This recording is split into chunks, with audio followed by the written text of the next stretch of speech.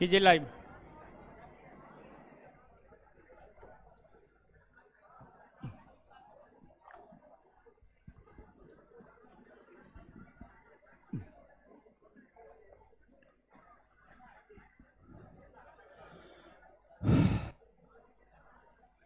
चलिए, क्या हाल चाल है?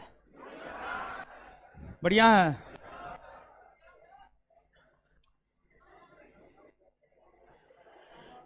देखिए, जो पहला चैप्टर है भारत एक सामान्य परिचय, उसका ऑब्जेक्टिव टाइप हो चुका है। दूसरा चैप्टर जो है पढ़ाना शुरू कर दिए हैं, तो अब चैप्टर खत्म कर देते हैं, तब पहला चैप्टर का ऑब्जेक्टिव करवा देंगे। क्या ना?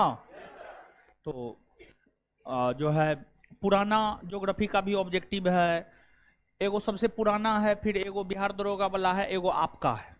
ठीक है, मतलब कौन बैच में क्या देंगे वो हमको डिसाइड करना है। आप लोग अपने मन से कोई नोट उट मत खरीद लिया कीजिए, समझ गए?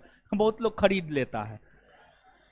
तो 250 क्वेश्चन है, उसमें 100-150 क्वेश्चन था, इसमें थोड़ा सा क्वेश्चन की संख्या बढ़ाए हैं, इसमें 250 है, 250 है, तो ये तैयार हो गया है। बस इसमें अब हमको थोड़ा सा करेक्शन करना है, टाइप होके आ गया है, ये मेरे करेक्शन के लिए आया हुआ था, कहाँ पे क्या एरर है, तो हम सोचे आपको दिखा देते हैं कि जो है आपको जो है चैप्टर वाइज मिलेगा, और ये चैप्टर वाइज मिलेगा, एक साथ नहीं मिलेगा। जैसे चैप्टर खत्म होते जाएगा ना, वैसे वैसे मिलता जाएगा। जैसे पहला चैप्टर खत्म कर दिया तो नहीं दिए हैं, टाइप नहीं हुआ था, तो दूसरा चैप्टर खत्म करने दीजिए। दूसरा चैप्टर जैसे ही खत्म कर देंगे, तो दूसरा चैप्टर खत्म करने के बाद जो है आपको पहला चैप्टर का पहले क्वेश्चन आंसर करवा देंगे, फिर दूसरा चैप्टर का, और इसके बाद तीसरा चैप्टर की शुरुआत करेंगे। ठीक है, ऐसे हम ऑब्जेक्टिव क्वेश्चन आंसर नहीं करवाते हैं, लेकिन अब सोचे हैं कि फाउंडेशन बैच में जो है आप लोग को करवाएं। ठीक है, फाउंडेशन बैच में आप लोग को, टारगेट बैच में हम नहीं करवाते हैं, समझ गए? तो आप लोग को करवा देंगे, और इसमें तो सबसे ज्यादा 5 से 7 बैच का बच्चा हमको नजर आ रहा है, समझ गए? 5 से 7 वाला सब बैठल रह जाता है और निकलता नहीं है। ठीक है, 7 से 9 वाला ओरिजिनल एडमिशन वाला जो है उसको जाना पड़ता है, समझे? बड़ी ढीठ है आप लोग, समझ गए? है आप लोग निकालते ना है जी? है निकालते हैं? चलिए, तो चैप्टर वाइज ये मिलेगा, और ऑनलाइन वालों को पीडीएफ डाल देंगे, पीडीएफ डाल देंगे, पीडीएफ में चला जाएगा, आप चिंता मत कीजिए। इसमें करेक्शन करवाएंगे पहले तब, ठीक है? अभी करेक्शन नहीं करवाए हैं, सिर्फ टाइप होकर के आया है, करेक्शन करवाना अभी बाकी है इसमें।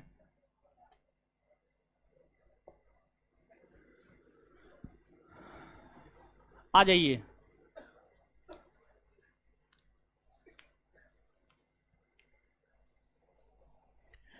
सबसे पहले रिवीजन करते हैं। कुछ होमवर्क भी दिए हुए थे। दर्रा जो है इंडिकेट करके लाना है, मानचित्र में कौन दर्रा किस राज्य में है। और देखिए, आप अगर किए होंगे तो थोड़ा सा नहीं लग रहा होगा कि हाँ अब ये चीज जो है थोड़ा ज्यादा हमको याद हो रहा है, नहीं लगा? और पहले की तुलना में कॉन्फिडेंस आपका बढ़ रहा होगा, समझ गए? तो जो देते हैं ना वो कीजिए, समझ गए? किया कीजिए, ठीक है? आ जाइए, 1 मिनट में रिवीजन करते हैं। कुछ रही, भारत का सबसे ऊंचा दर्रा कौन सा है? यांगजी कौन राज्य में है? हो हिमाचल प्रदेश में है, और इसकी ऊंचाई 5890 मीटर। लद्दाख में स्थित प्रमुख दर्रा काराकोरम, इमिसला, लानकला, अघील, खारदुंगला, देप्सला, ये सब है ना। हो जम्मू कश्मीर में कौन कौन से दर? पीर पंजाल, बनिहाल। हिमाचल प्रदेश में सिपकिला, रोहतांग, बारालाचा, देवसा।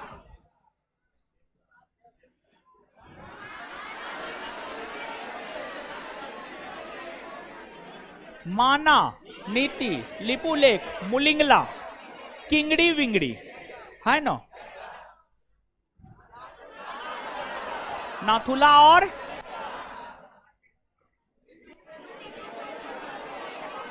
दीफू, यांगयाप, बोमडीला, तुजू दर्रा मणिपुर में ना। 500 से 600। प्रायद्वीपीय पठार, इसके अंतर्गत बहुत सारे पठार आते हैं।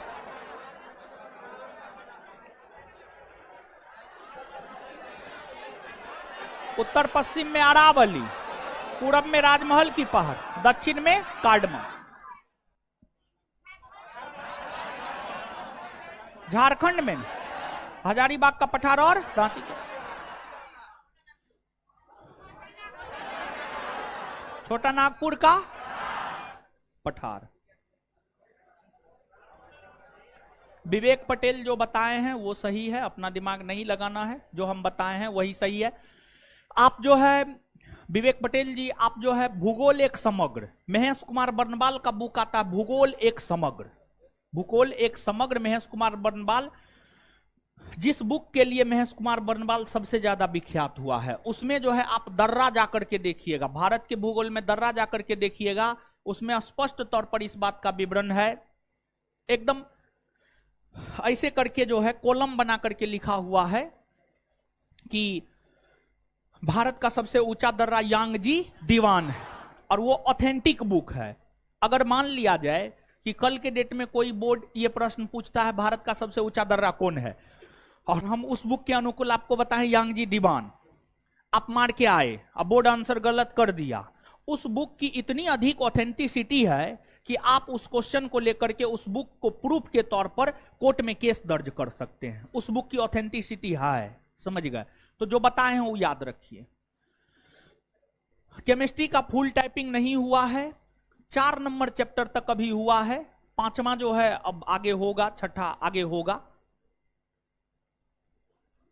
सुमन यदुवंशी किसी को भी पहले चैप्टर का नहीं मिला है, ठीक है, किसी को भी नहीं मिला है, तो आपको कैसे मिल जाएगा? आप लोग को मिला है?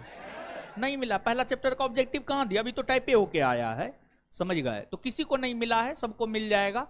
केमिस्ट्री का पुराना नोट पूरा वाला है, लेकिन जो है नया नोट में करेक्शन हो रहा है, तो आप लोग के बैच में केमिस्ट्री शुरू हुआ है, नया नोट से शुरू हुआ हो, सुबह वाले बैच में पुराना नोट से चल रहा है, आप लोग के बैच में नया नोट से चल रहा है। अब पुराना नोट की तुलना में नया नोट बहुत ज्यादा है, समझिए। आप तो स्वयं जाकर के देखिए ना महाराज, ठीक है।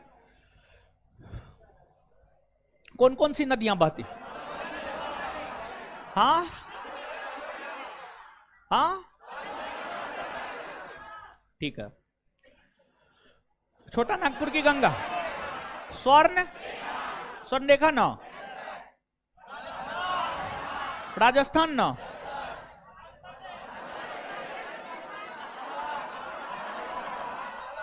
मालवा, भांडेर, ठीक है। बघेलखंड पठार किस किस राज्य? हाँ, उत्तर प्रदेश और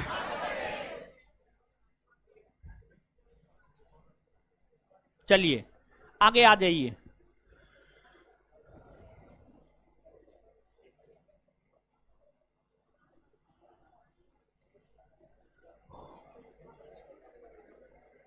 आगे आइए तो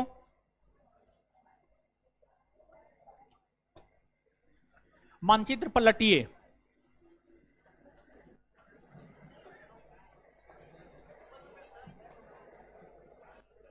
कमेंट हटाइए जी।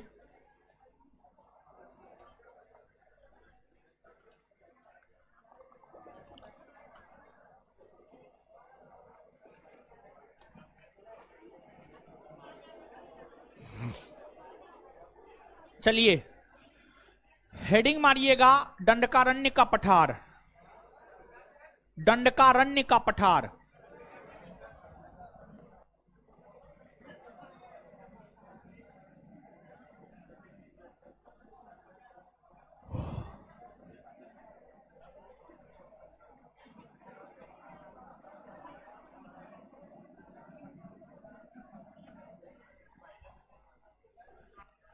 दंडकारण्य का पठार,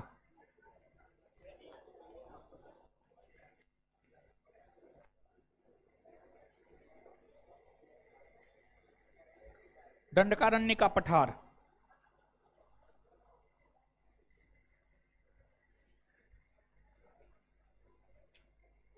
देखिए जो दंडकारण्य का पठार है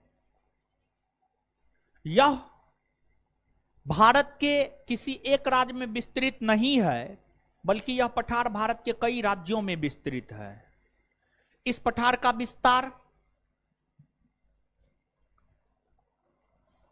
5 राज्यों में है, और जिन 5 राज्यों में इस पठार का विस्तार है वे 5 राज्य है: ओडिशा, छत्तीसगढ़, महाराष्ट्र, तेलंगाना, आंध्र प्रदेश। इन 5 राज्यों में इस पठार का विस्तार है। और यह जो पठारी भाग है, इस पठारी भाग से ही इंद्रावती नामक नदी निकलती है। इंद्रावती, इंद्रावती, इंद्रावती, इंद्रावती नामक नदी निकलती है। इंद्रावती नामक नदी इस पठारी भाग से निकलती है। और यह जो पठारी भाग है, तीन धातु, टीना, टीना समझते हैं? टीना, टीन, टीन, तीन धातु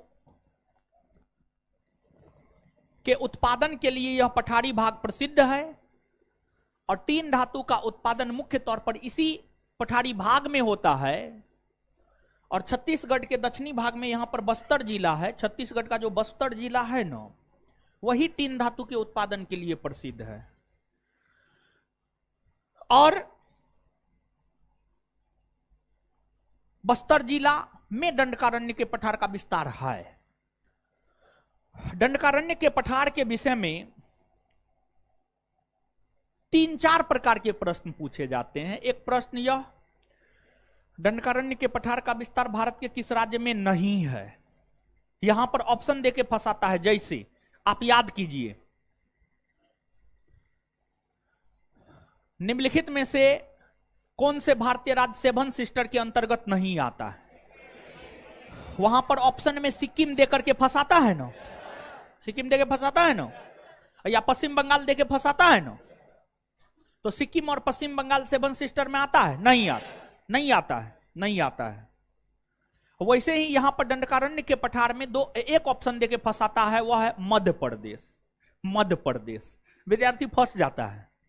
विद्यार्थी को लगता है मध्य प्रदेश में विस्तार है, लेकिन ध्यान रखिए, हम 5 गो राज्य का जो नाम लिए हैं, मध्य प्रदेश का नाम लिए हैं। अगर विस्तार होता तो हम नाम लेते ना कि मध्य प्रदेश में है इसका विस्तार। तो ओडिशा, छत्तीसगढ़, महाराष्ट्र, तेलंगाना, आंध्र प्रदेश। तो एक तो ये विस्तार को लेकर के प्रश्न पूछता है। दूसरा, कौन सा पठारी भाग तीन धातु के उत्पादन के लिए प्रसिद्ध है। और तीसरा, किस पठारी भाग से जो है इंद्रावती नदी निकलती है। तो इंद्रावती नदी इसी पठारी भाग से निकलती है। जैसे छोटा नागपुर के पठारी भाग से स्वर्णरेखा नदी निकलती है, दामोदर नदी निकलती है। तो ये तमाम प्रकार के प्रश्न जो है आपसे पूछे जाते हैं। अब एक बार मानचित्र पर आप इसको देख लीजिए। दीजिए तो मानचित्र।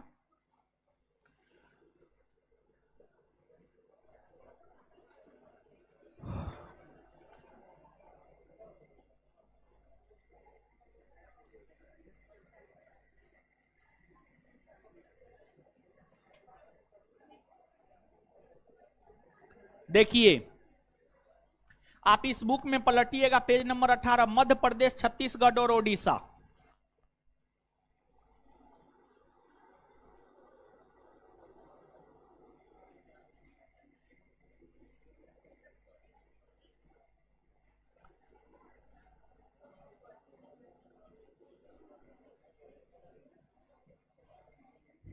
देखिए, मध्य प्रदेश, छत्तीसगढ़ और ओडिशा प्राकृतिक।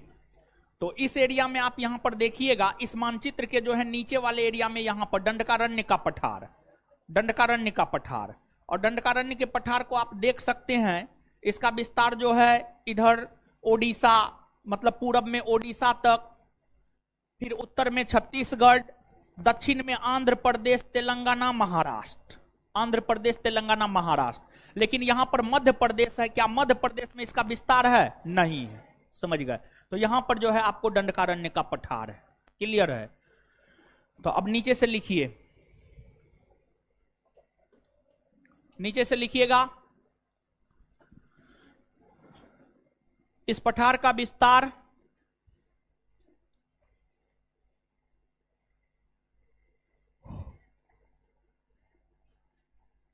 भारत के मध्यवर्ती भाग में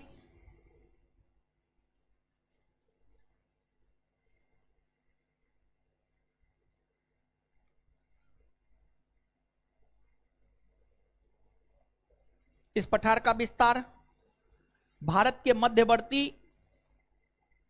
भाग में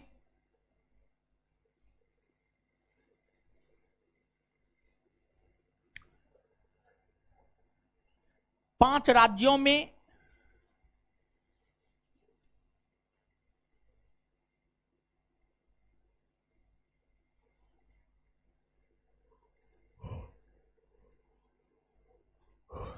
देखने को मिलता है।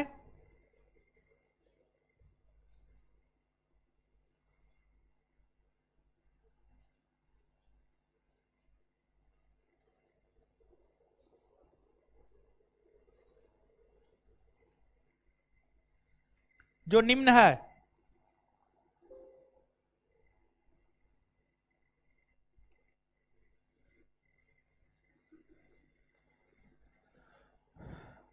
ओडिशा,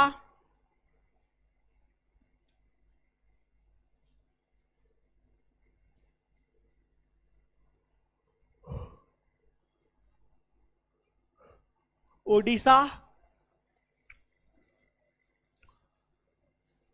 छत्तीसगढ़,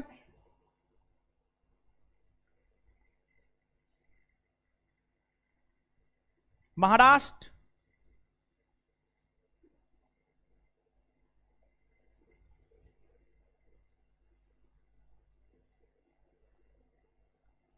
महाराष्ट्र,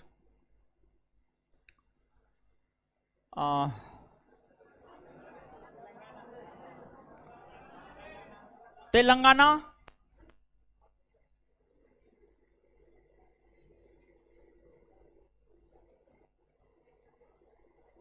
और आंध्र प्रदेश।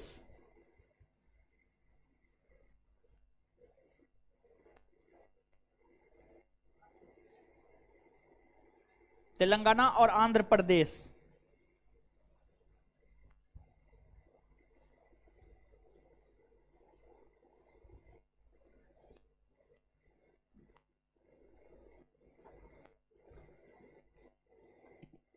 चलिए, आपके मानचित्र में जिस पठार की चर्चा कर रहे हैं, आपके मानचित्र में उसकी चर्चा है नहीं।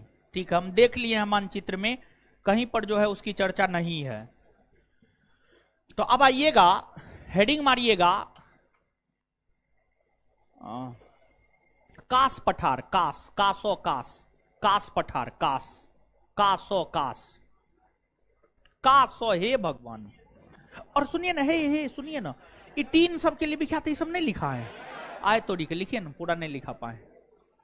हम उधर देखने लगे थे कास पठार सब, पंचगणी पठार सब मानचित्र में है कि ना है, समझे। रुकिए रुकिए रुकिए रुकिए, लिखिए है यह पठार। हाँ, उसी में जो लिख रहे थे उसी में, नहीं कास पठार नहीं, जो लिख रहे थे उसमें, कास पठार को काट देना है। ठीक है, जो लिख रहे थे उसमें, दंडकारण्य पठार में यह पठार तीन धातु के, यह पठार तीन धातु के, यह पठार तीन धातु के उत्पादन के लिए प्रसिद्ध है।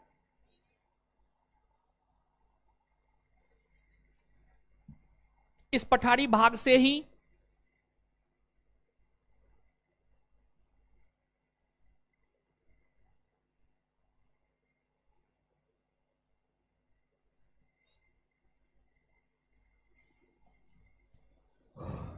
इस पठारी भाग से ही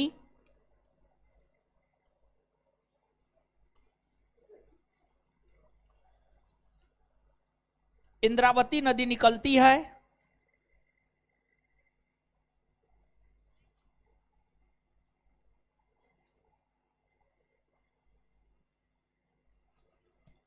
जो गोदावरी की सहायक नदी है। इंद्रावती नदी गुजरती है जो गोदावरी की सहायक नदी है। इंद्रावती नदी गुजरती है जो गोदावरी की सहायक नदी है।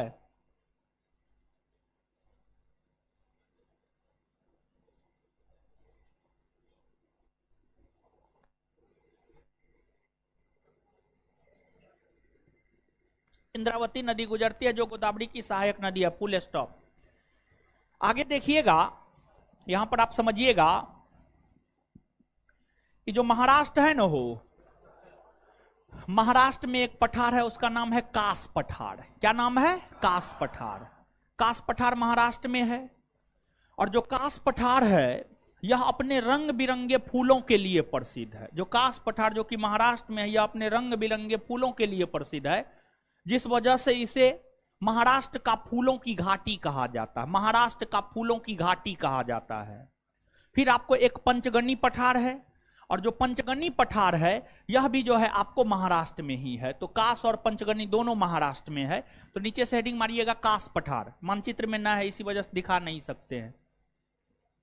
कास पठार, कास और कास, कास पठार, कास पठार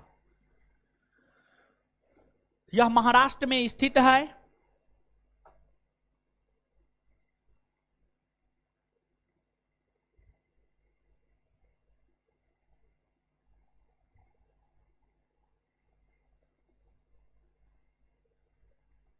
यह महाराष्ट्र में स्थित है। यह पठारी भाग अपने रंग बिरंगे फूलों के लिए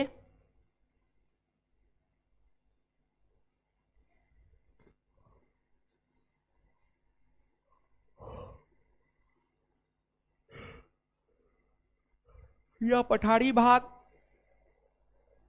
अपने रंग बिरंगे फूलों के लिए विख्यात है। यह पठारी भाग अपने रंग बिरंगे फूलों के लिए विख्यात है, जिस वजह से इसे महाराष्ट्र का फूलों की घाटी कहा जाता है।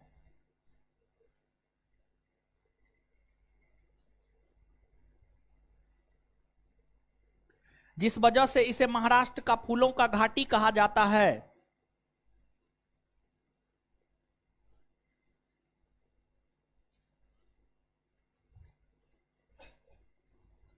जिस वजह से इसे महाराष्ट्र का फूलों का घाटी कहा जाता है। जिस वजह से इसे महाराष्ट्र का फूलों का घाटी कहा जाता है।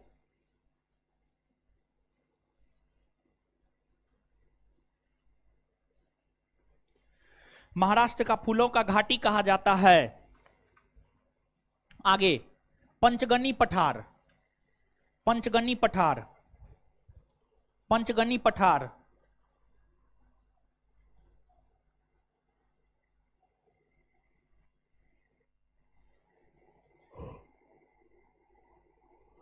लिखिएगा।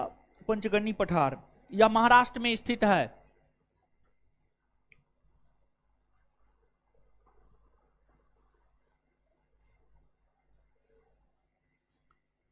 यह महाराष्ट्र में स्थित है। अब सुनिए, एगो आप सुनते आए होंगे दक्कन का पठार। दक्कन, दक्कन का पठार सुने हैं? देखिए, जो दक्कन का पठार है ना, वो कोई सिंगल पठार नहीं है। जैसे छोटा नागपुर का जो पठार है, छोटा नागपुर का पठार क्या कोई सिंगल पठार नहीं, बल्कि हजारीबाग के पठार, रांची के पठार, जब इन सबको मिला देते हैं तब ना उसको सम्मिलित रूप से छोटा नागपुर का पठार कहते हैं। हाँ या ना? हाँ ना? वैसे ही जो है दक्कन का पठार अगर हम लोग देखें तो मानचित्र में इसका भी जिक्र नहीं है। खैर मानचित्र में नहीं है उससे मतलब नहीं है। अब हर चीज मानचित्र में हो ही ये भी जरूरी नहीं है। दक्कन का पठार, दक्कन का पठार देखिए, जो दक्कन का पठार है इसके अंतर्गत दक्कन ट्रैप आता है,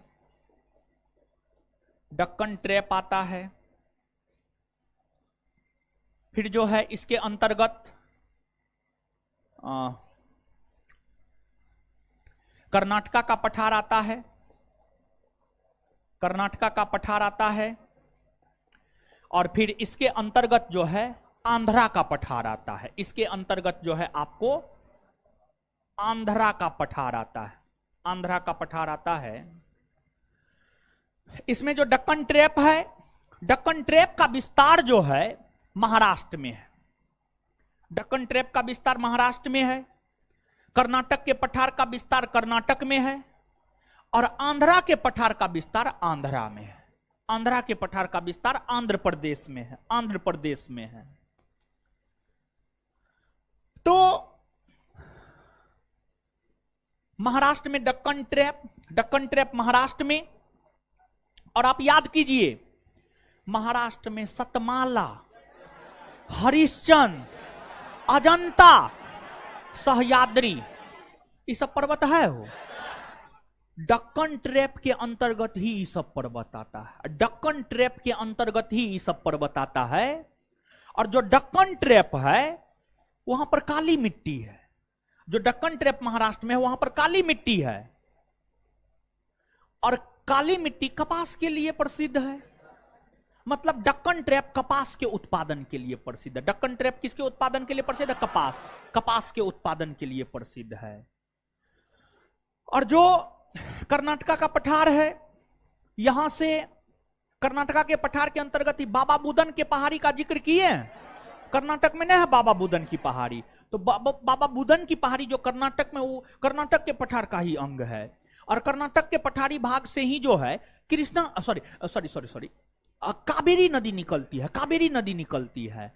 और इधर जो आंध्रा का पठार है, इस आंध्रा के पठारी भाग में ही गोदावरी, कृष्णा जैसी नदियों का अपवाह क्षेत्र है। जैसी नदियों का अपवाह क्षेत्र है। और इस दक्कन ट्रैप से गोदावरी जैसी नदियां निकलती है। दक्कन ट्रैप पठारी भाग से गोदावरी जैसी नदियां निकलती है।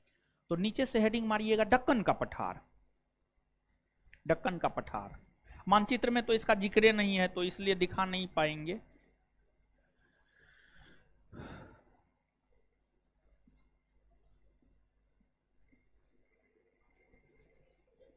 लिखिएगा दक्कन ट्रैप। दक्कन ट्रैप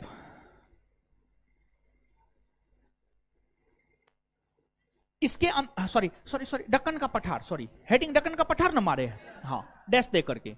इसके अंतर्गत इसके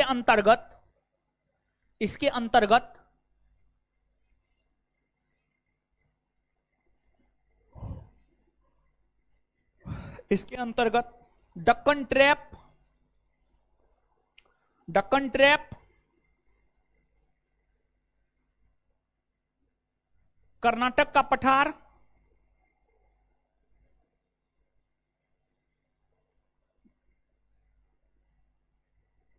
और आंध्र का पठार आता है।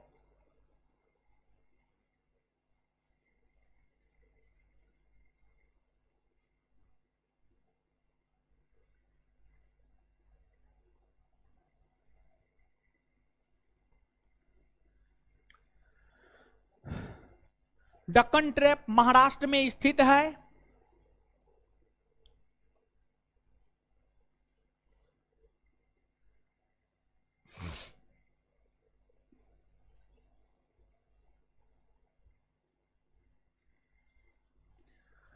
दक्कन ट्रैप महाराष्ट्र में स्थित है।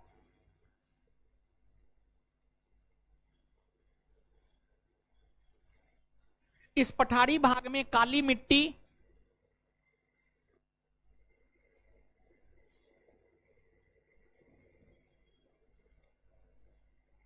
इस पठारी भाग में काली मिट्टी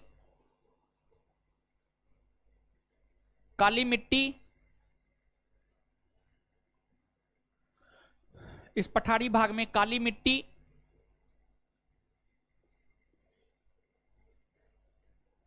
पाई जाती है।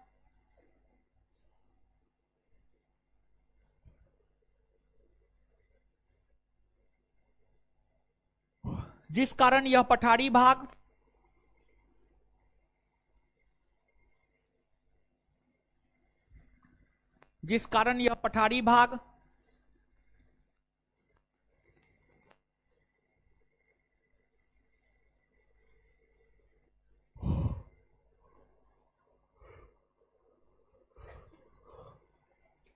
कपास के उत्पादन के लिए प्रसिद्ध है। जिस कारण यह पठारी भाग कपास के उत्पादन के लिए प्रसिद्ध है।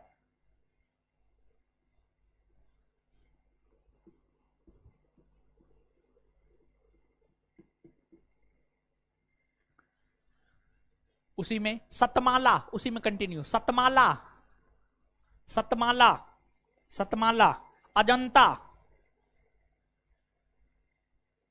सतमाला, अजंता, बालाघाट, बालाघाट, बालाघाट, हरिश्चंद्र पर्वत, हरिश्चंद्र पर्वत, हरिश्चंद्र पर्वत इत्यादि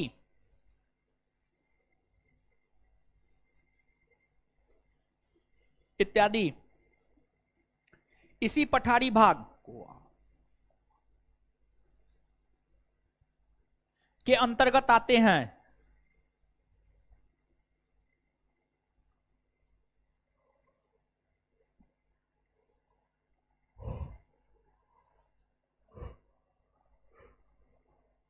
उसी में कर्नाटक के पठार का विस्तार कर्नाटक में,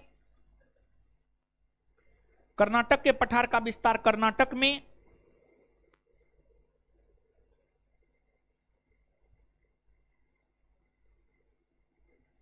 कर्नाटक के पठार का विस्तार कर्नाटक में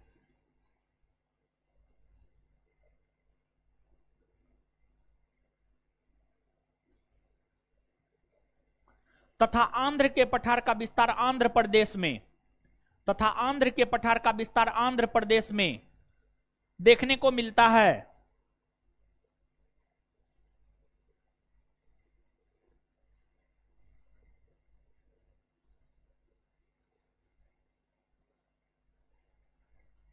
इसके अलावा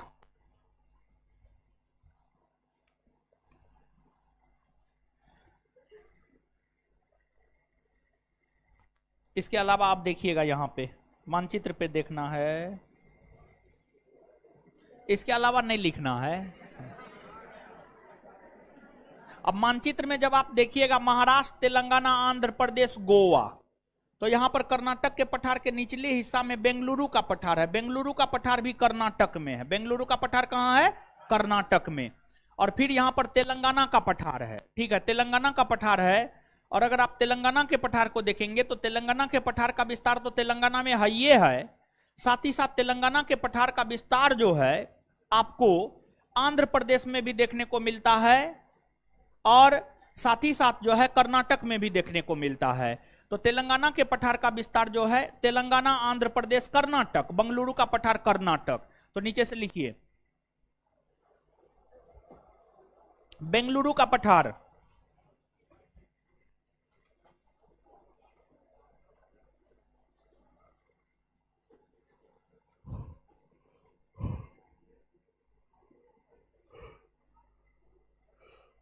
बेंगलुरु का पठार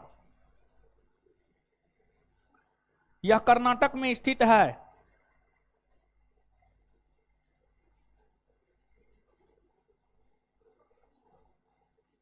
यह कर्नाटक में स्थित है।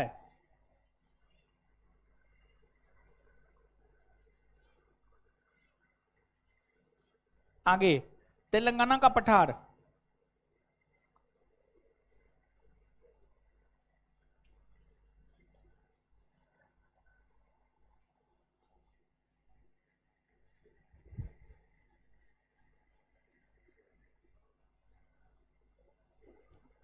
तेलंगाना का पठार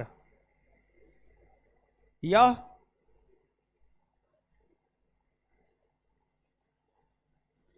तेलंगाना,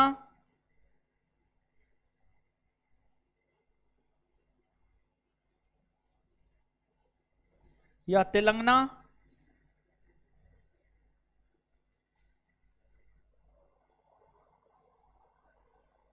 कर्नाटक,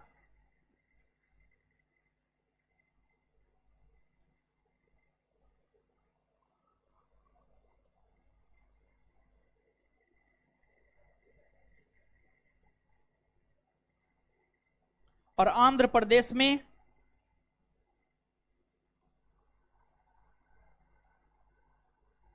आंध्र प्रदेश में विस्तृत है।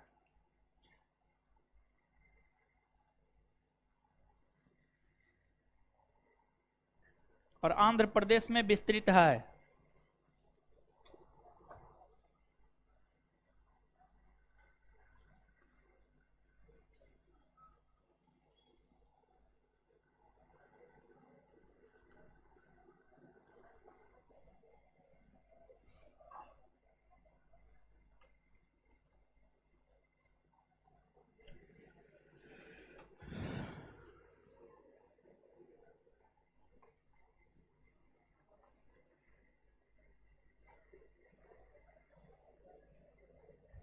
देखिए, एगो बुंदेलखंड का पठार है, एगो बघेलखंड का पठार है। ठीक है, एगो बुंदेलखंड का पठार है, एगो बघेलखंड का पठार है। पता नहीं पिछला दिन हम कौन बताए थे, बुंदेलखंड या बघेलखंड? बघेलखंड।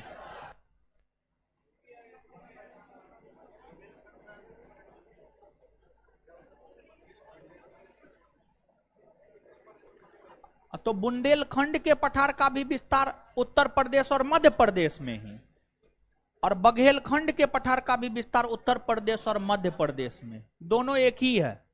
दोनों में दोनों का विस्तार दोनों राज्य में है। ठीक है,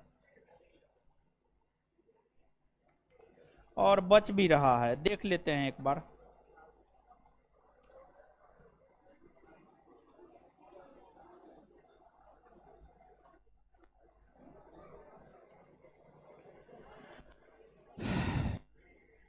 भांडेर पठार लिखवाए थे? हाँ,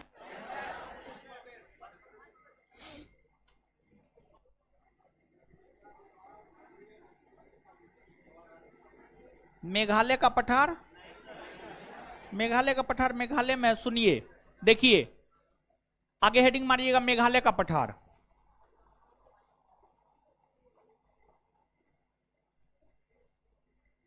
मेघालय का पठार,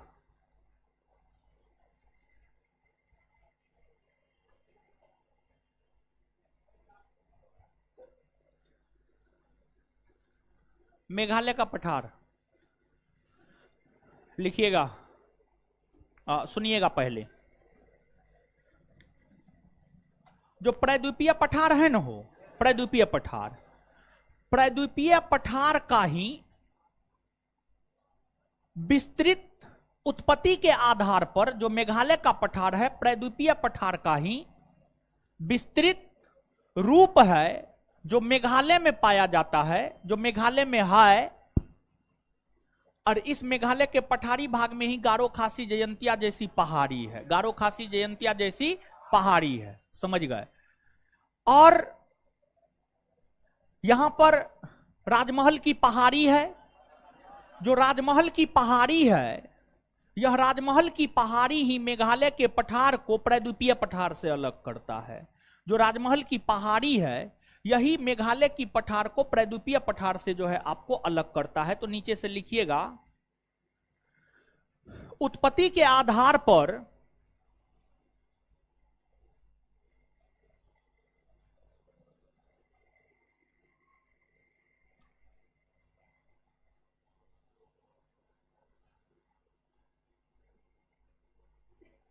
उत्पत्ति के आधार पर प्रद्वीपीय पठार का ही विस्तृत पूर्वी भाग, उत्पत्ति के आधार पर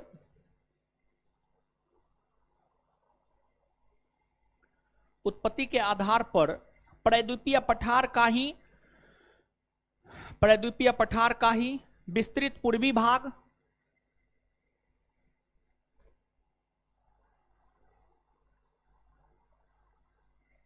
विस्तृत पूर्वी भाग मेघालय का पठार कहलाता है।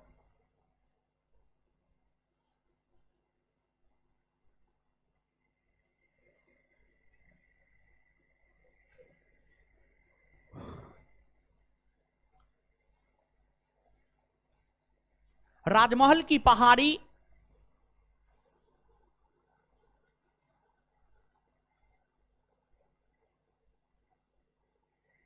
मेघालय की पठार को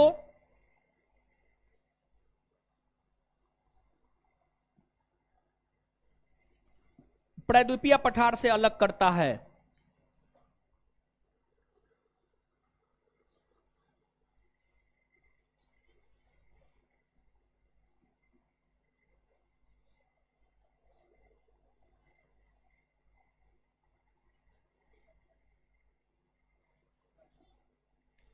चलिए, हो गया। अब आगे हेडिंग मारिए, उत्तर भारत का विशाल मैदान। पर्वत हो गया, पठार हो गया, अब मैदान। हेडिंग मारिए, उत्तर भारत का विशाल मैदान। लीजिए,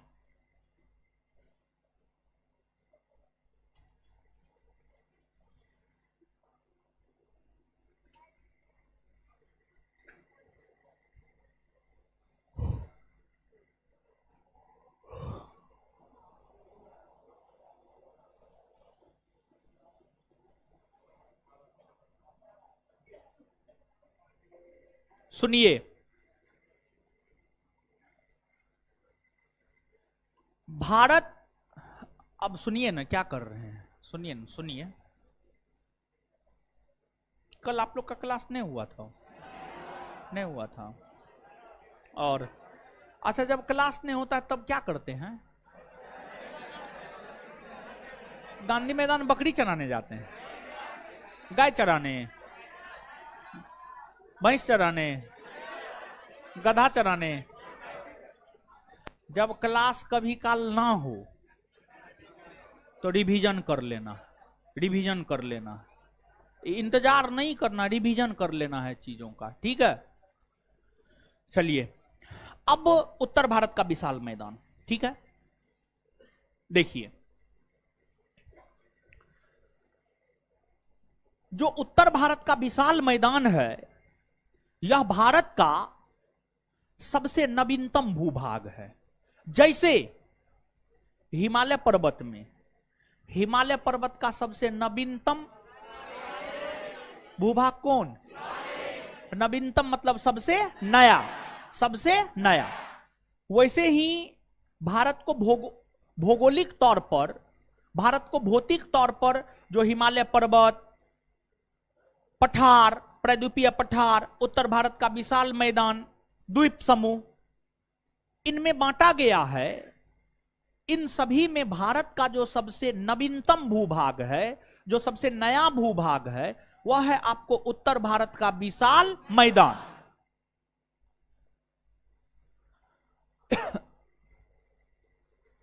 उत्तर भारत के विशाल मैदान का निर्माण कैसे होता? सीधा एगो बात ध्यान में याद रखिए, एक बात जो सीधे तौर पर दिमाग में याद रखना है, ध्यान से याद रखना है, वह यह है कि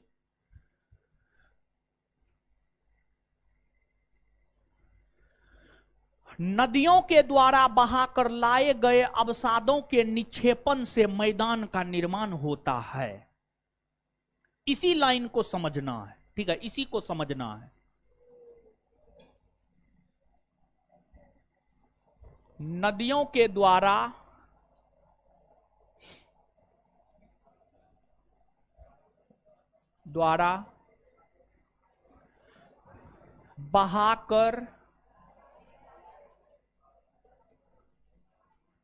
बहाकर लाए गए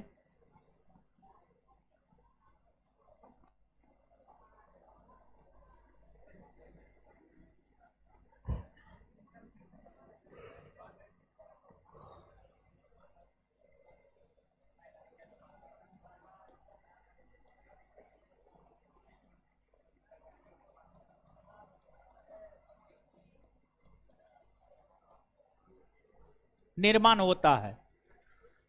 नदियों के द्वारा बहाकर लाए गए अवसाद, यहां पर एक शब्द जो समझने वाला है वह है अवसाद। क्या है? अवसाद। और अवसाद, और एक दूसरा शब्द जो समझने वाला वह है निक्षेपण। क्या है? निक्षेपण।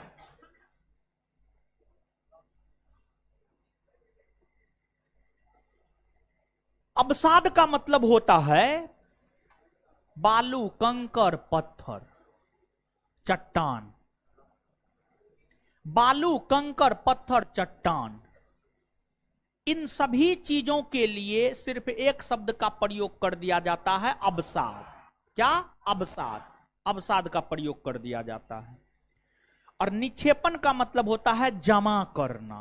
निक्षेपण का मतलब क्या होता है? जमा करना। क्या? जमा करना। तो अवसाद का मतलब क्या?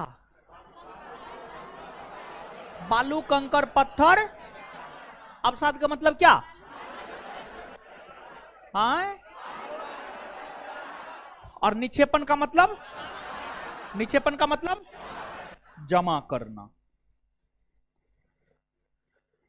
नदी। नदी। अच्छा एक बात बताइए आप हमको, कभी आप अपने खेत में जाकर के पटवन किए हैं? पटाए हैं? हाँ। पंपिंग सेट से पाइप लगा के ना, पाइप लगा के ना, पाइप लगा के कीजिएगा तब पता ही नहीं चलेगा। देखिए पहले क्या होता था, अब तो पाइप लगा करके लोग खेत पटाता है। पहले क्या होता था,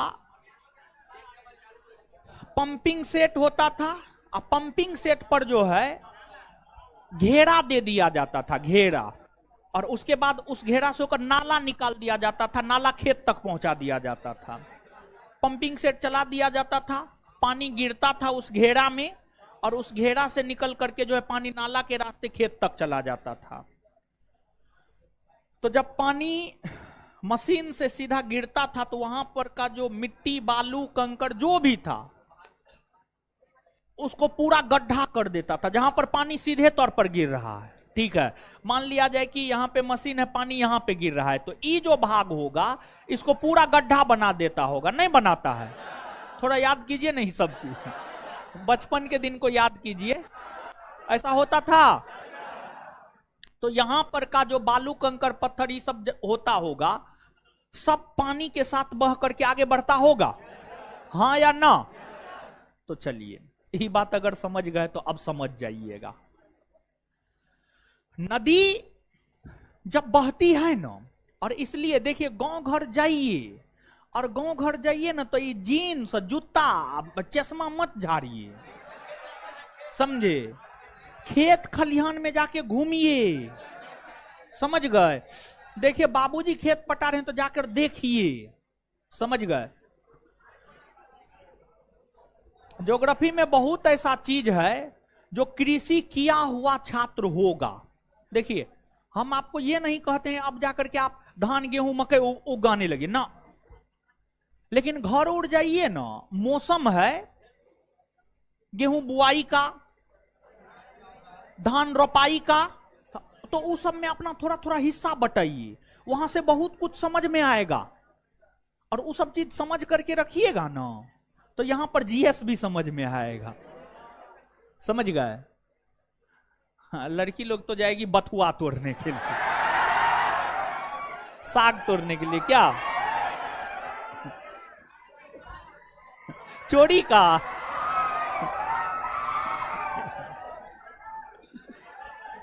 चलिए सुनिए, अब आइए यहां पे समझिए।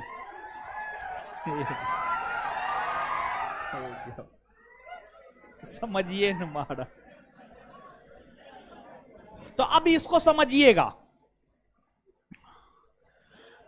नदी जब अपने साथ जाती है ना, तो नदी की पानी की जो गति होती है, देखिए नदी को आगे हम लोग दो भाग में बांट कर पढ़ेंगे, एगो हिमालय की नदी और एगो प्रायद्वीपीय पठार की नदी।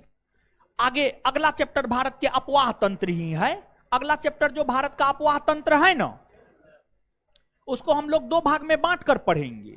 भारत के अपवाह तंत्र को हम लोग दो भाग में बांट कर पढ़ेंगे, भारत की नदी को दो भाग में बांट कर पढ़ेंगे। भारत के उत्तर में हिमालय पर्वत है, हिमालयी भाग से जो नदियां निकलती है हिमालय की नदियां, और भारत के दक्षिण में प्रायद्वीपीय पठार है, प्रायद्वीपीय पठार से जो नदी निकलती है प्रायद्वीपीय पठार की नदियां। जो हिमालय की नदी है ना, वो अपनी युवावस्था में है, मतलब एकदम आप ही के तरह जवान है।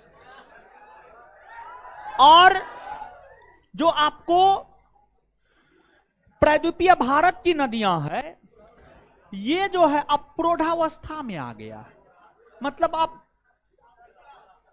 उम्र ढल गया है, उम्र ढल गया है। तो जैसे अभी आप तो कुछ भी कर सकते हैं, आप कुछ भी कर सकते हैं, मतलब कच्चा मांस भी खा करके पचा दीजिएगा।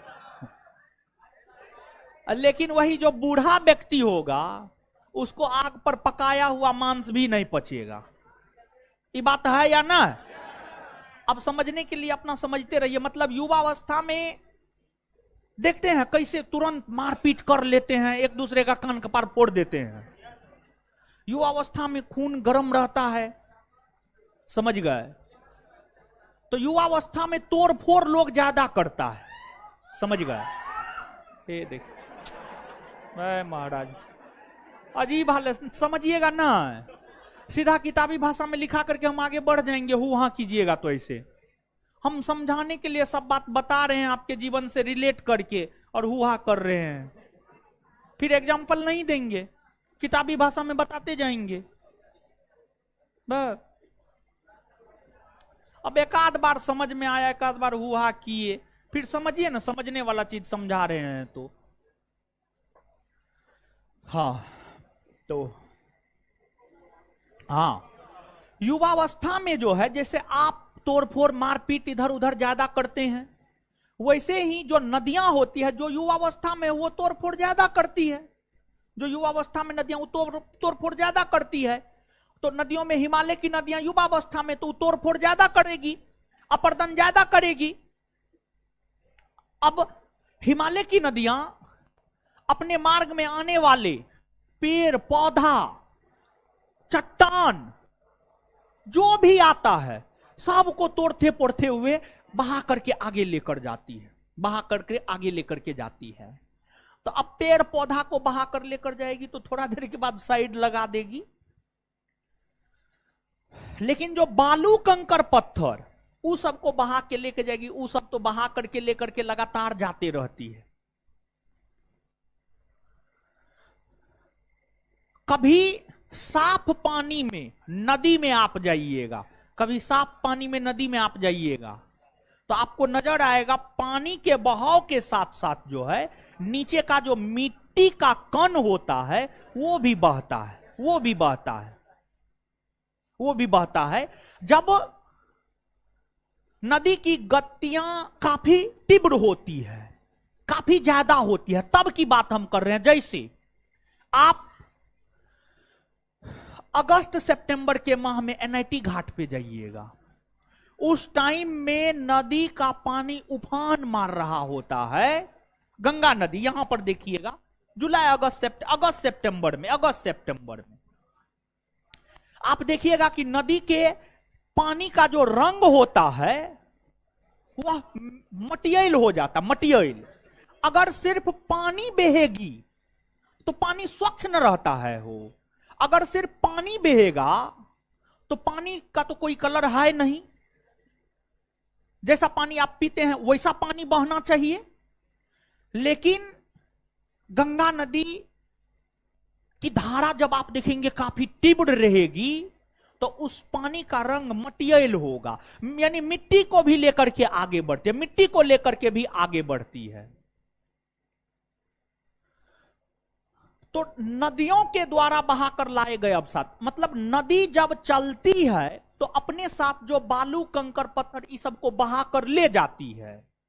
अब बहाकर ले जाती है, जहां पर नदी की धारा कम होती है वहां पर उन मिट्टी को, उन बालू कंकर पत्थर को जमा कर देती है, और वही बालू कंकर पत्थर मिट्टी जो जमा हो जाता है उसी से मैदान का निर्माण होता है। किसका निर्माण होता है? मैदान का निर्माण।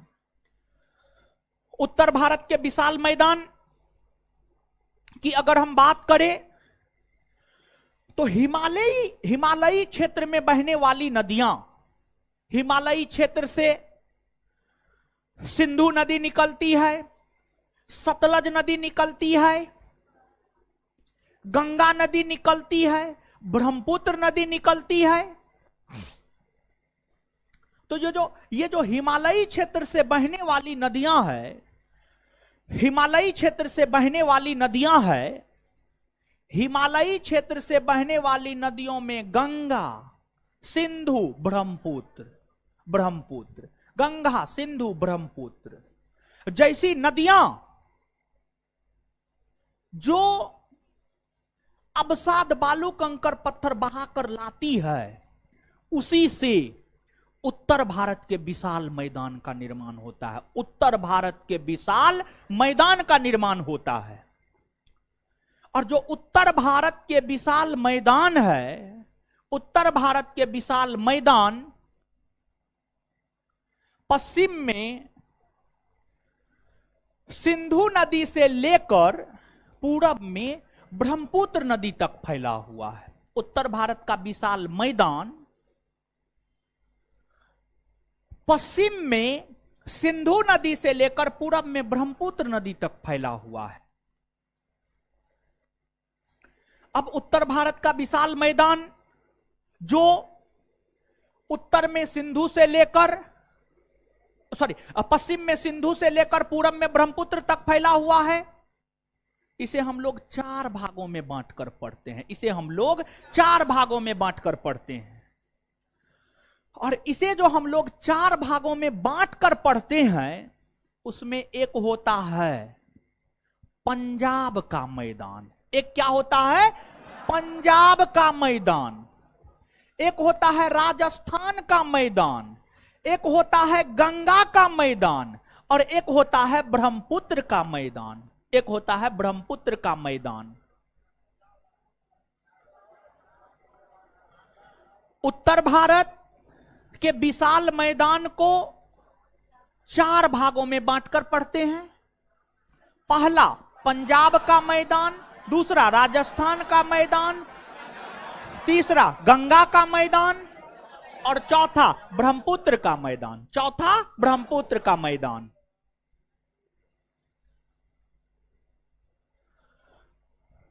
और इन मैदानी भागों में जो पंजाब का मैदान है,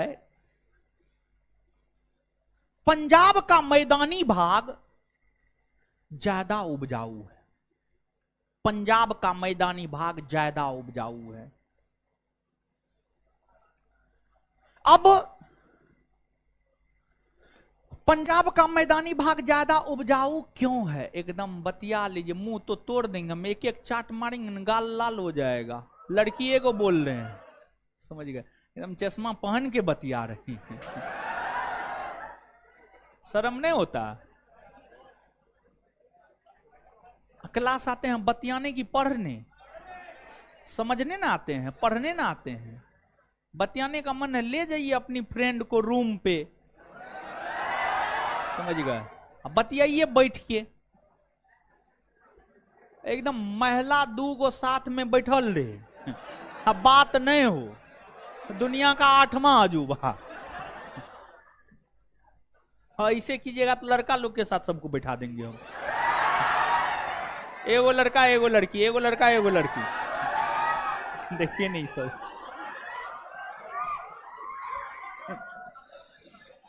चलिए सुनिए।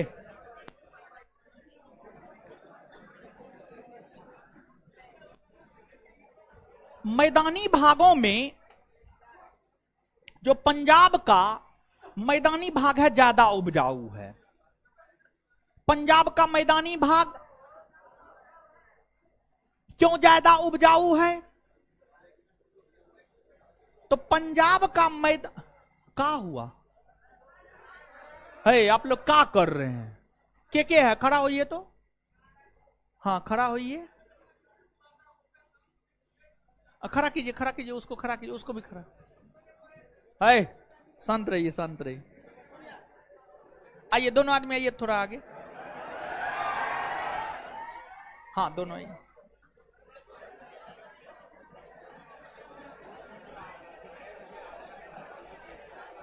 है, शांत रहिए आप लोग।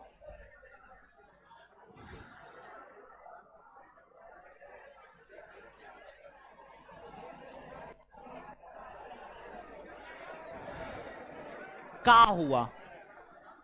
क्या हुआ बताइए तो? पीछे से चिल्ला रहा था। बहुत ज्यादा। आप बोले तो उसी पे आप ही को कुछ बोलने लगा।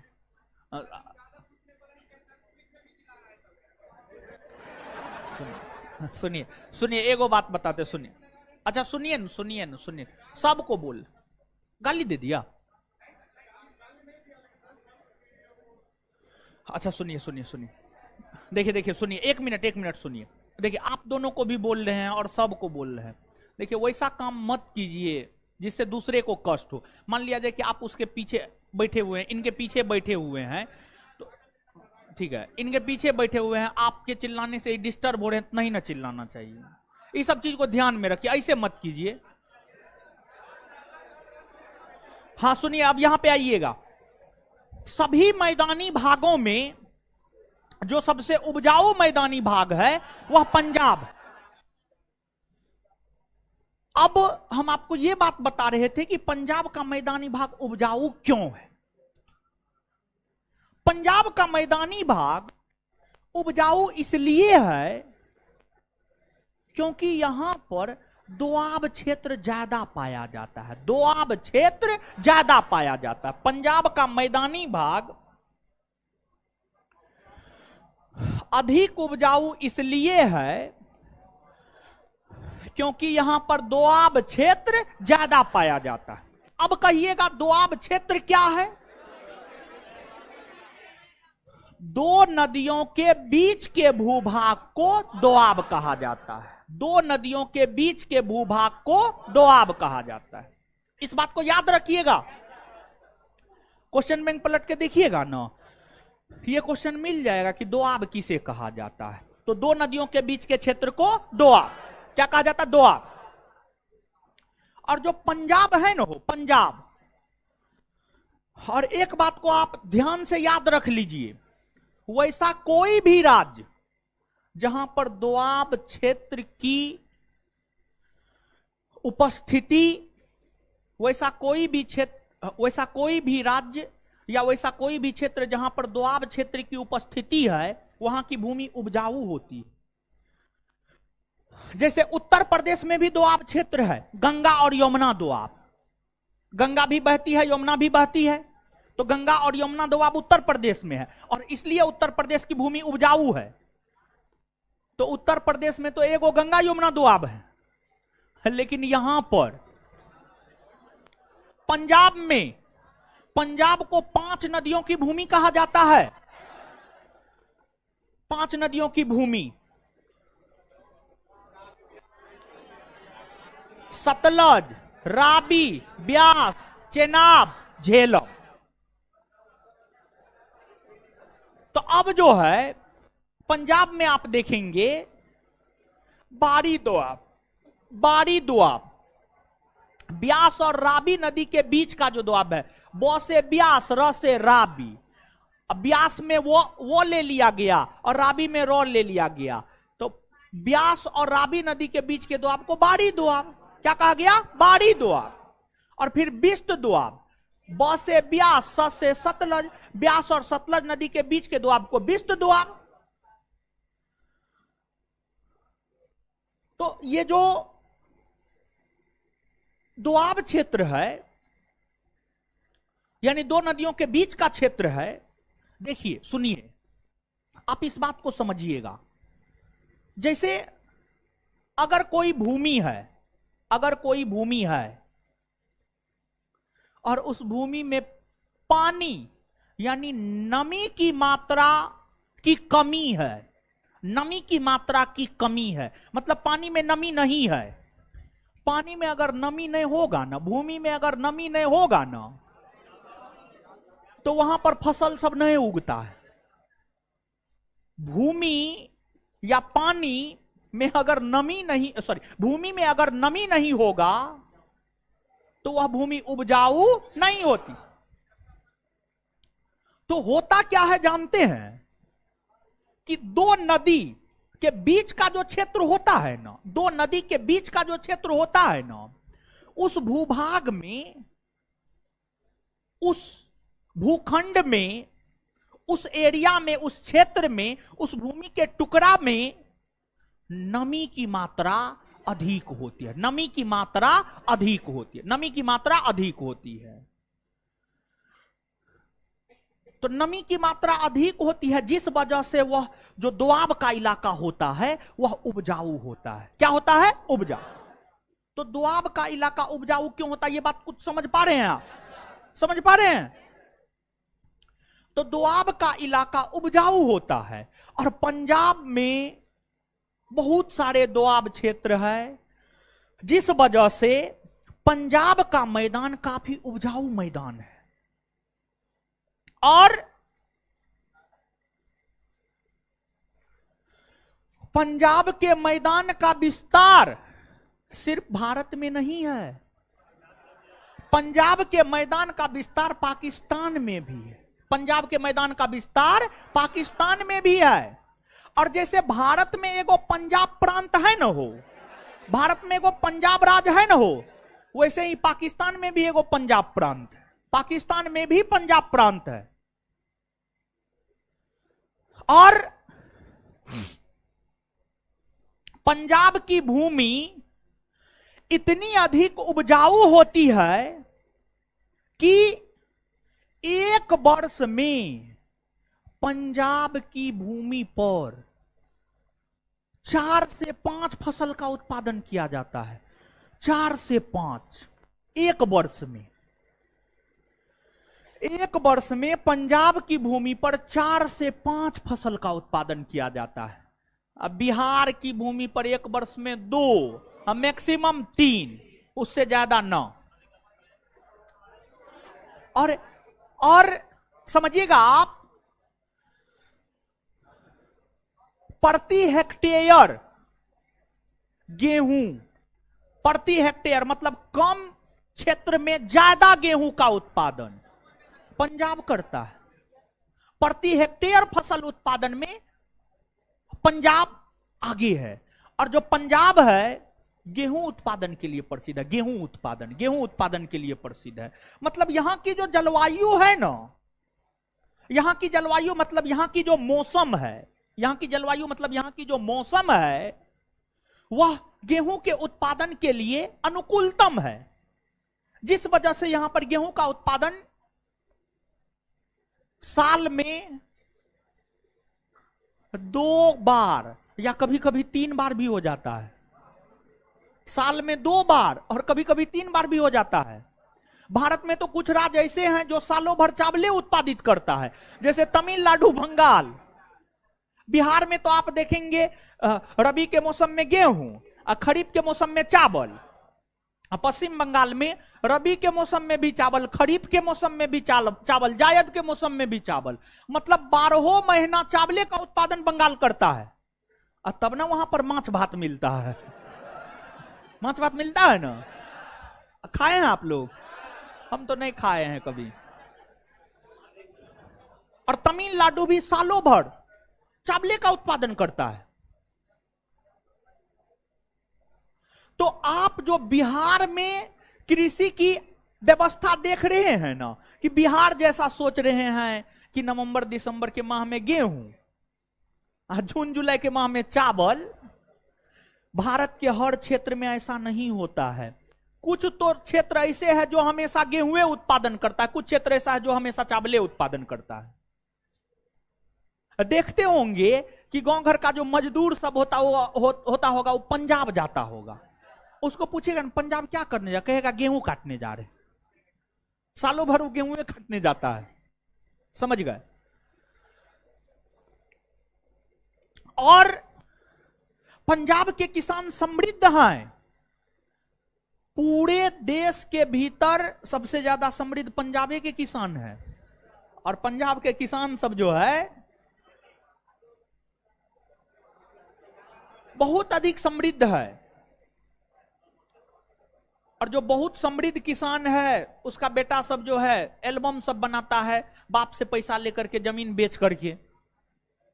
अरे सही बता रहे हैं हम आपको। वही पंजाब के मैदानी भाग जो कि गेहूं के उत्पादन के लिए प्रसिद्ध है, वही जो ब्रह्मपुत्र का मैदानी भाग है, यह भी कम उपजाऊ नहीं है। यह भी बहुत अधिक उपजाऊ है। और ब्रह्मपुत्र का जो मैदानी भाग है ये चावल के उत्पादन के लिए प्रसिद्ध है। किसके उत्पादन के लिए? चावल। ब्रह्मपुत्र तथा उसकी सहायक नदियों के द्वारा लाए गए अवसादों के निक्षेपण से जिस मैदान का निर्माण होता है उसे ब्रह्मपुत्र का मैदान कहते हैं। और ब्रह्मपुत्र का मैदानी भाग चावल उत्पादन के लिए प्रसिद्ध है। फिर आपको गंगा का मैदान, गंगा और उसकी सहायक नदी, गंगा और उसकी सहायक नदियों के द्वारा बहाकर लाए गए अवसादों के निक्षेपण से जो मैदान का निर्माण होता है उसी को गंगा का मैदान कहते हैं। और गंगा के मैदान का विस्तार मुख्य तौर पर उत्तर प्रदेश और अपना बिहार में, और गंगा के मैदान का सबसे ज्यादा विस्तार उत्तर प्रदेश में। कहां है? उत्तर प्रदेश में। और उत्तर प्रदेश और बिहार, भारत के भीतर ये दो ऐसे राज्य हैं जहां पर हर प्रकार के फसल का उत्पादन हो जाएगा। बिहार की भूमि पर और उत्तर प्रदेश की भूमि पर हर प्रकार के फसल का उत्पादन हो जाता है। जहां तक हमको याद है हमारे घर में हमको लगता है सब चीज का उत्पादन होता है। हम भी बिहार के हैं। सब चीज का उत्पादन होता है। धानों उग जाता है, गेहूं उग जाता है, मटरों उग जाता है, मूंगो उग जाता है, सरसों उग जाता है, आलू उग जाता है, टमाटर, बैगन, मूली, गाजर, सब चीज टोटल, प्याज, प्याज भी। और बिहार और उत्तर प्रदेश में लगभग यही स्थिति सब जगह है, बिहार और उत्तर प्रदेश में। और इसलिए होता क्या है जानते हैं? बिहार गरीब राज्य है, उत्तर प्रदेश भी गरीब राज्य है, लेकिन फिर भी बिहार उत्तर प्रदेश में लोग सरवाइव कर लेता है। कैसे सरवाइव कर लेता है? यहां की भूमि बड़ी उपजाऊ है और सब चीज का उत्पादन कर देता है, सब चीज उग जाता है यहां की भूमि में। मतलब मिट्टी में देखिए फसलों के उत्पादन का होना हद तक मिट्टी के ऊपर निर्भर करता है। और आगे भारत की मिट्टी बताएंगे, देख रहे हैं ज्योग्राफी में पढ़ा रहे हैं, पर्वत पठार मैदान। देखिए इसका कनेक्शन जो है जलवायु से है, मिट्टी से है, कृषि से है। मतलब हर चैप्टर का एक दूसरे के साथ कनेक्शन है, समझ गए? तो गंगा ऐसे भी गंगा नदी बड़ी पवित्र नदी है। सिंधु, सतलज, ब्रह्मपुत्र सबसे तो पवित्र ना है। तो गंगा बड़ी पवित्र नदी है और गंगा जल उत्तर प्रदेश में आता है, बिहार में आता है, तो काहे सब चीज नहीं उगेगा? सब चीज उगबे न करेगा। तो बिहार और उत्तर प्रदेश में लोग इसलिए भी सरवाइव कर लेते हैं क्योंकि यहां पर यहां की भूमि जो है हर प्रकार का फसल खाने के लिए क्या चाहिए? गेहूं, चावल, आलू और दाल, यही सब ना चाहिए। अरे बिना सब्जी का भी चल सकता है महाराज, सब्जी सब तो होबे करता है। समझे? कुछ समझ में आया? और राजस्थान का जो मैदानी भाग है ना वो अनुपजाऊ है, अनुपजाऊ है, वहां पर कुछ नहीं होता है, बहुत कम फसल का उत्पादन होता है। अब नीचे से लिखना प्रारंभ कीजिए। आयत तो की तो टाइम हो गया, लिखिए। समझ रहे थे ना जी? हाँ समझिए, समझने पर ज्यादा जोर देना है।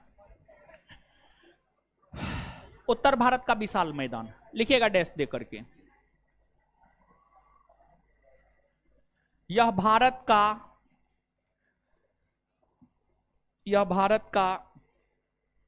सबसे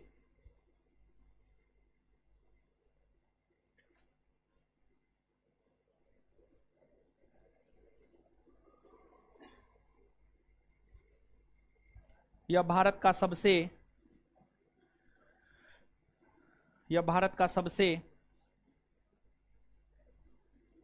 नवीनतम भूभाग है।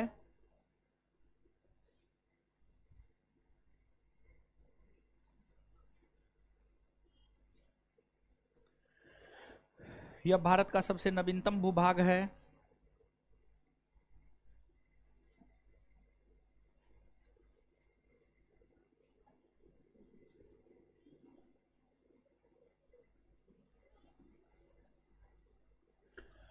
यह भारत का सबसे नवीनतम भूभाग है। Full stop.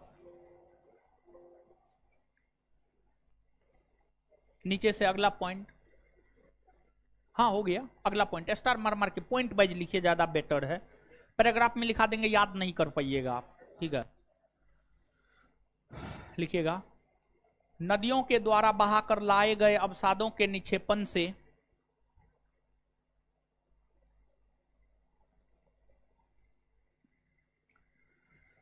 नदियों के द्वारा बहाकर लाए गए अवसादों के निक्षेपण से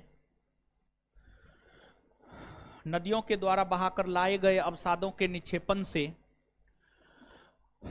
नदियों के द्वारा बहाकर लाए गए अवसादों के निक्षेपण से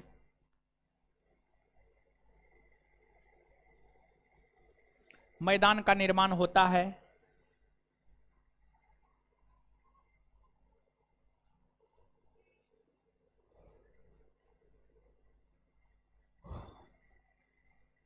नीचे अगला पॉइंट।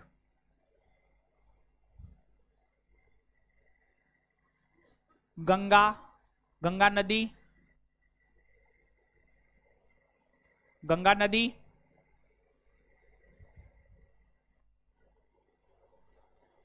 सिंधु नदी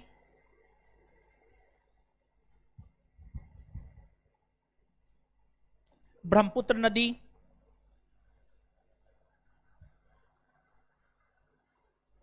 इत्यादि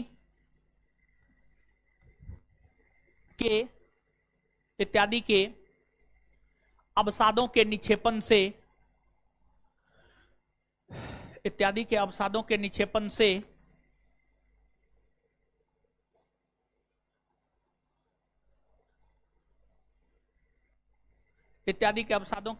से उत्तर भारत के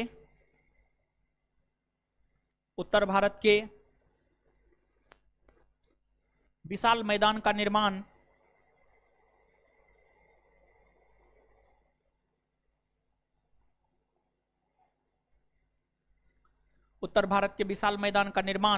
हुआ है।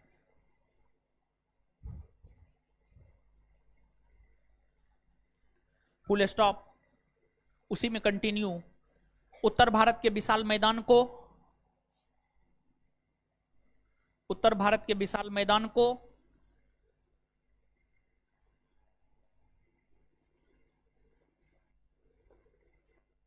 चार भाग में बांटकर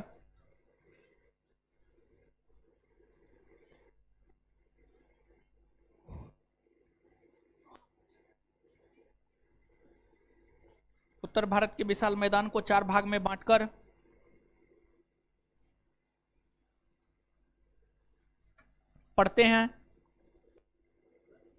उत्तर भारत के विशाल मैदान को चार भाग में बांटकर पढ़ते हैं।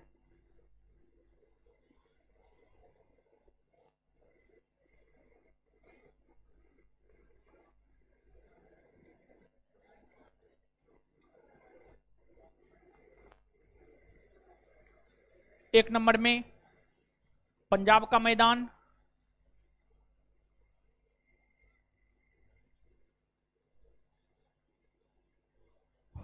दो नंबर में राजस्थान का मैदान,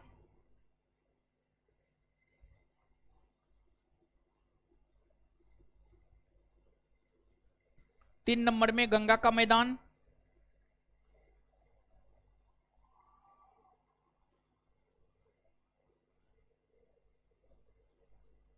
चार नंबर में ब्रह्मपुत्र का मैदान। अब एक नंबर में हेडिंग मारिए पंजाब का मैदान।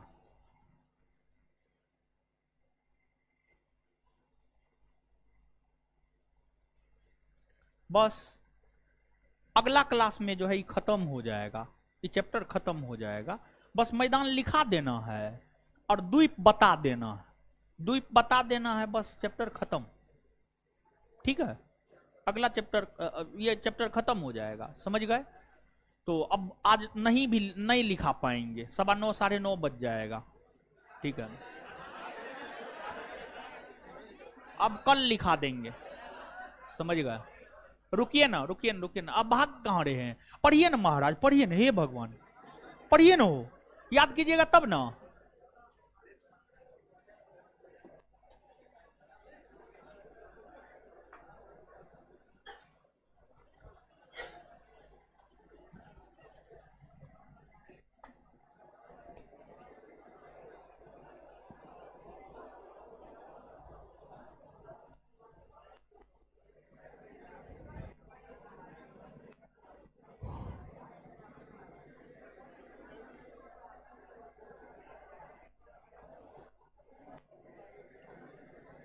पढ़ लिए, पढ़ लिए।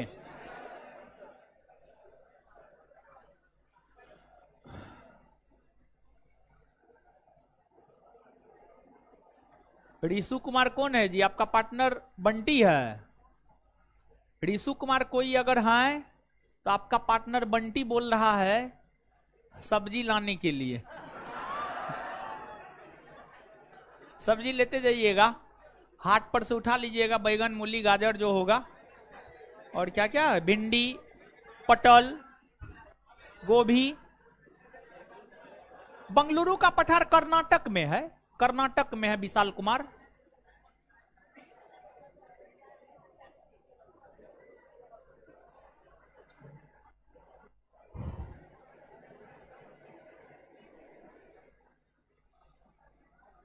बायोलॉजी का पीडीएफ निकल नहीं रहा है, देखिए सुनिए।